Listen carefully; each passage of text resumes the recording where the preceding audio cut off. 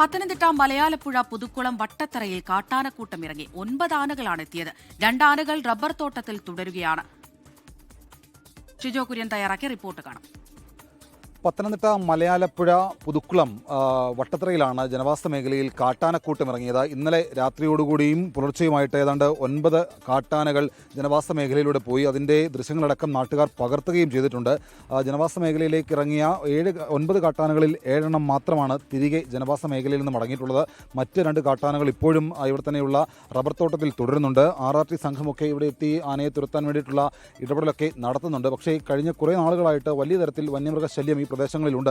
ഒരു തരത്തിലും കൃഷി പോലും ചെയ്യാൻ കഴിയില്ല. എന്ത് കൃഷി ചെയ്താലും പലതരത്തിലുള്ള വന്യമൃഗങ്ങൾ നശിപ്പിക്കുന്നുണ്ട്. ഇപ്പോൾ ജീവനും സ്വത്തിനുമൊക്കെ വലിയ തരത്തിലുള്ള ഭീതിയായിട്ട് കാട്ടാന കൂടി ഈ പ്രദേശത്തേക്ക് വന്നിരിക്കുകയാണ്.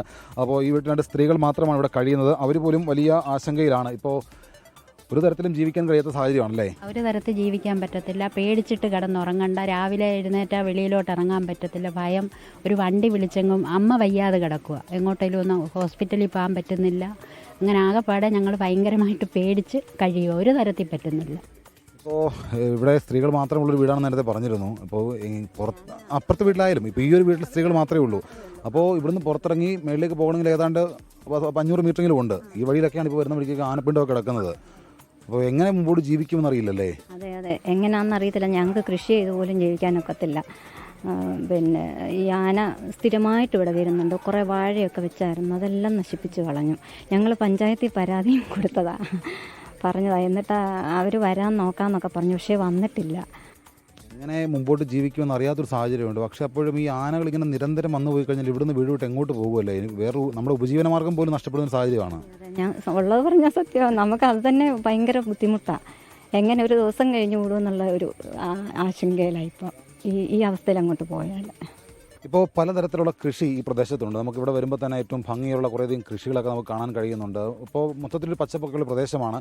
പക്ഷേ ഇവിടെ ആളുകൾ സമാധാനത്തോടു കൂടി അല്ല കഴിയുന്നത്. പ്രത്യേകിച്ച് വന്യമൃഗശല്യം അതിരൂക്ഷമാണ്. ഇപ്പോൾ ഇവിടെ നിരവധി പ്ലാവുകളുണ്ട്, അതിനകത്തെല്ലാം ചക്കയുണ്ട്. അതുപോലെ തന്നെ മറ്റ് കൃഷികൾ, റബ്ബർ അടക്കമുള്ളവയുണ്ട്. മറ്റ് പലതരം കൃഷികൾ ചെയ്താണ് ഇവിടെയുള്ള ആളുകൾ ജീവിക്കുന്നത്. അപ്പോൾ അങ്ങനെ കൃഷി ചെയ്ത് മുമ്പോട്ട് പോകാൻ കഴിയില്ല. കൃത്യമായിട്ടുള്ള ഫെൻസിങ് സംവിധാനം പോലും ഈ പ്രദേശങ്ങളിൽ ഇല്ല എന്നുള്ളതാണ് ഒരു വസ്തുത. പല തവണ ഇതുവഴി പോകുന്ന ആളുകൾ കാട്ടാനയുടെ മുമ്പിൽ പെട്ടിട്ടുണ്ട്. അവിടുന്ന് അവർ ജീവനം കൊണ്ട് അത്ഭുതകരമായിട്ട് മാത്രമാണ് രക്ഷപ്പെട്ടുള്ളത്. എന്തെങ്കിലും തരത്തിലുള്ള അനിഷ്ട സംഭവങ്ങൾ, ഒരുപക്ഷേ ചിന്നക്കനാലിലോ വയനാട്ടിലോ ഒക്കെ സംഭവിച്ചതുപോലുള്ള സംഭവങ്ങൾ ഇവിടെ ഈ പത്തനംതിട്ട ജില്ലയുടെ മലയോര മേഖലയിൽ ഉണ്ടായാൽ മാത്രമേ വനം വകുപ്പും സർക്കാരും ഒക്കെ ഇടപെടുകയുള്ളൂ എന്നുള്ള ചോദ്യം കൂടി നാട്ടുകാർ ഉന്നയിക്കുന്നുണ്ട്. അങ്ങേയറ്റം ഭയത്തിലും ജീവൻ പണയം വെച്ചുമാണ് ഈ പ്രദേശങ്ങളിലെ ആളുകൾ കഴിയുന്നത്. വലിയ തരത്തിലാണ് ആ കാട്ടാന ശല്യം ഈ പ്രദേശത്ത് രൂക്ഷമായിട്ടിരിക്കുന്നത്. മലയാലപ്പുഴയിൽ നിന്ന് സഞ്ജയ് ഇക്ബാലിനൊപ്പം ഷിജോ കുര്യൻ, 24.